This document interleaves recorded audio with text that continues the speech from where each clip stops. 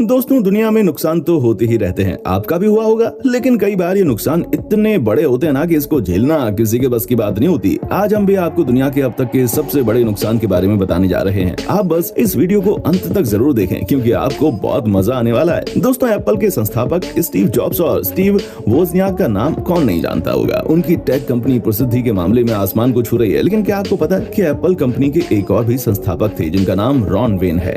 अगर आज भी रॉन वेन कंपनी के साथ होते तो एप्पल के संस्थापक स्टीव जॉब्स और स्टीव वोजनियाक को रॉन वेन के साथ अपनी सफलता को साझा करना पड़ता। पर रॉन वेन ने 1976 में अपनी इक्विटी एप्पल कंपनी से बेच दी थी। जब रॉन वेन ने अपना शेयर बेचा तो उस समय उसकी कीमत थी $800, जो कि आज के दिन तकरीबन $35 बिलियन की है। तभी एक कहावत है, बहुत मशहूर है, जो कि जिंदगी में संयम बनाकर रखना चाहिए। लेकिन रॉन वेन का कहना है कि उन्हें कोई तकलीफ नहीं हुई ये जानकर कि आज एप्पल कंपनी कहां से कहां पहुंच गई। आज भी इनका कहना था कि उन्होंने जो फैसला लिया था वो इसलिए ठीक था क्योंकि शायद ये अपना बेस्ट नहीं दे पाते एप्पल कंपनी को, क्योंकि इनका मन ही नहीं था आगे काम करने का। क्या बात है, लेकिन आज ये बहुत ही खुश हैं। ये भी अच्छी बात है, इंसान को खुश रहना चाहिए, ये ज्यादा बड़ी चीज है। दोस्तों, आप इंटरनेट को यूज करते होंगे। अगर आप इंटरनेट यूज करते हैं तो आपको इस बात की जानकारी होगी कि आजकल बिटकॉइन ऑनलाइन की क्या कीमत है। दरअसल आपकी जानकारी के लिए बता दें कि आईटी कंपनी में काम करने वाले जेम्स ने साल 2009 में 75,000 बिटकॉइन खरीद लिए थे। उस वक्त बिटकॉइन की कीमत कुछ भी नहीं थी। उसने अपने बिटकॉइन की जमा की हुई दस्तावेजों वाली ड्राइव को काफी संभाल कर रखा हुआ था, लेकिन उसने गलती से वो ड्राइव कहीं पर खो दी।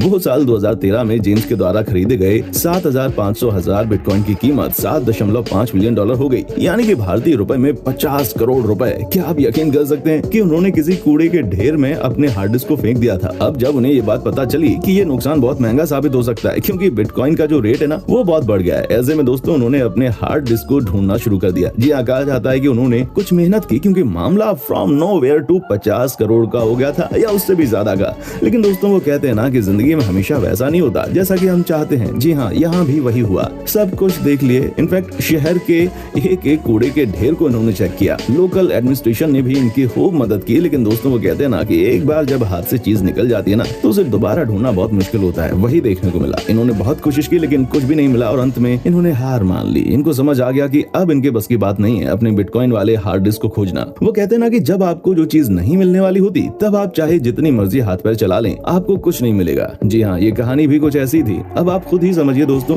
कि क्या बीती होगी इनके ऊपर। दोस्तों, अब हम आपको दिखाते हैं एक ऐसी तस्वीर जिसे देखने के बाद आप चौंक जाएंगे। दोस्त, Japan stock exchange big mistake. दोस्तों, ये घटना 2005 में हुई थी जब एक जापानी स्टॉक ब्रोकर ने जे कंपनी के शेयर की कीमत 6,10,000 शेयर के लिए एक येन निर्धारित की। समस्या ये थी कि स्टॉक ब्रोकर को एक शेयर के लिए 6,10,000 येन निर्धारित करना चाहिए था। उसकी गलती की कीमत जे कॉम को बहुत महंगी पड़ी। अंदाजा लगाइए कितनी कीमत चुकाई होगी जे कंपनी ने। 27 बिलियन येन या फिर कह सकते हैं लगभग $236 मिलियन, जो कि उनकी पिछले वर्षों की कुल आय के बराबर थी। दोस्तों, इस गलती से हमें एक बात समझ आती है कि चाहे कितना भी छोटा से छोटा काम भी आप क्यों ना करें, लेकिन आपको कभी भी पेपर वर्क में चांस नहीं लेना चाहिए। दोस्तों, यहाँ कम्युनिकेशन में इतनी बड़ी भूल हुई जिसके बारे में कोई सोच भी नहीं सकता।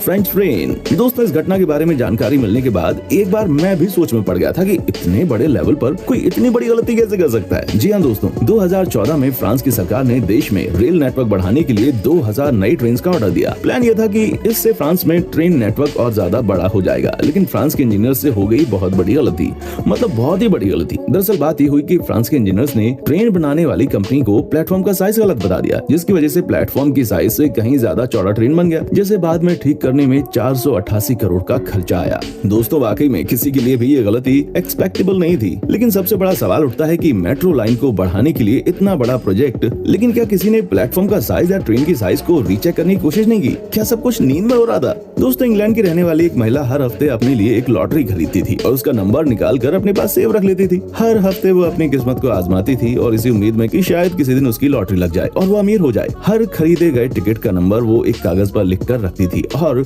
जब उस लॉटरी के नंबर्स को टीवी पर दिखाया जाता तब वो अपने नंबर चेक करती। साल 2010 में एक दिन वो महिला लॉटरी के रिजल्ट को देखने के लिए टीवी के सामने बैठ गई और तभी उसे पता चला कि उसने एक लॉटरी जीत ली है। आपको जानकर हैरानी होगी कि उसने लॉटरी में 1100 करोड़ रुपए जीते थे। महिला ने जल्दी से जल्दी ये बात अपने पति को बताई, लेकिन ये बात सुनकर उसके पति हैरान हो गए क्योंकि उसने सारे लॉटरी के टिकट कूड़े में फेंक दिए थे। अब उन दोनों के पास अफसोस के अलावा कुछ भी नहीं था। अब आप ही बताइए, जो इस महिला के साथ हुआ क्या वो ठीक था या नहीं? वो हम सब के लिए किसी बड़े सबक से कम है क्या? कैसे कोई लॉटरी की टिकट को इस तरह कूड़े में फेंक सकता है यार? या तो नहीं खरीदती या खरीदे तो संभाल कर रखती है कि नहीं दोस्तों? उम्मीद है कि इस कहानी से बहुत सारे लोगों को अच्छी सीख मिली होगी। दोस्तों, जब हम आपको बताते हैं एक और ऐसी कंपनी की कहानी जिसे सुनने के बाद आपको भी समझ आ जाएगा कि कई बार ओवर कॉन्फिडेंट होना कितना आपको नुकसान पहुंचा सकता है। जी हाँ दोस्तों, आपको जानकर हैरानी होगी कि ऑटोमोबाइल कंपनी फोर्ड ने अपना सबसे बड़ा ड्रीम प्रोजेक्ट लॉन्च किया जिसको नाम दिया गया फोर्ड एड्सल। इस कंपनी की तरफ से दावा किया गया कि ये कार लोगों की जिंदगी बदल देगी। ये कार आज तक की सबसे शानदार कार होने का दावा कर रही है। फोर्ड कंपनी ने इस कार की मार्केटिंग में खूब पैसे लगा दिए। मार्केट में लॉन्च होने से पहले ही इस कंपनी ने तहलका मचा दिया। लेकिन दोस्तों, सबसे बड़ी दुर्घटना तब हुई जब कार को लॉन्च किया गया तो पता चला ये तो बिल्कुल फर्जी कार है। जी हाँ, कस्टमर्स के रिव्यूज बहुत ही खराब आए। लोग नाराज थे। कई लोगों का मानना था कि इससे घटिया कार फोर्ड कंपनी नहीं बना सकती थी। आप समझिए कि 100 मिलियन रुपए खर्च हुए थे प्रोडक्शन पर, लेकिन दोस्तों प्रॉफिट कुछ भी नहीं हुआ। उसकी वजह साफ थी कि इस कंपनी ने कार लॉन्च करने से पहले किसी का भी फीडबैक लिया ही नहीं,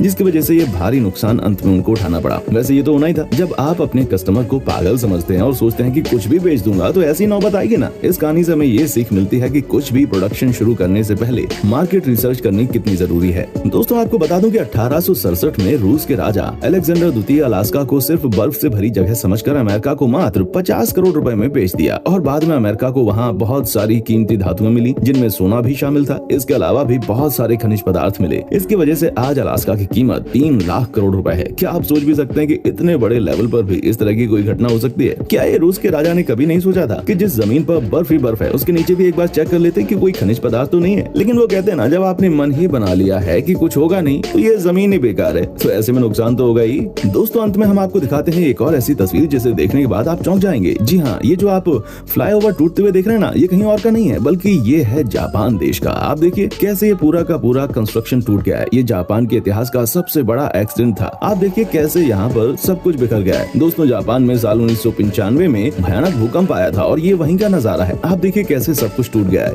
ये ब्रिज कैसे टूटकर अलग हो गया है। ये वाकई में सैड कहानी है उस देश की जो कि कंस्ट्रक्शन के मामले में सबसे आगे है। लेकिन क्या ही कहा जाए, इस तरह के मामले को नुकसान तो बड़ा हो गया जापान का। दोस्तों, उम्मीद करता हूँ कि आपको हमारा ये एपिसोड पसंद आया होगा। साथ ही दोस्तों, अगर आपको इस वीडियो पर कोई राय देनी है तो आप हमें कमेंट कर सकते हैं। हमें आपके कमेंट्स का इंतजार रहेगा। दोस्तों, अगर आप हमारे चैनल पर नए हैं तो प्लीज चैनल को सब्सक्राइब जरूर करें, क्योंकि हम आपके लिए रोज ही इस तरह की वीडियोस बनाते रहते हैं। दोस्तों, अपना ख्याल रखिएगा। अभी दीजिए इजाजत, चलता हूँ। याद रखना, हम हैं राही सोशल मीडिया के। फिर मिलेंगे चलते चलते। देखने के लिए शुक्रिया।